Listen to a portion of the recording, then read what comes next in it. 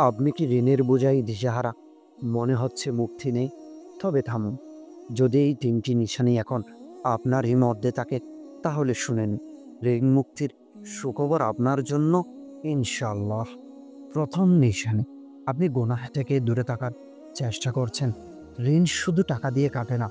গুনাহ ছেড়ে দিলে আল্লাহর রহমতের দরজা খুলে যায়।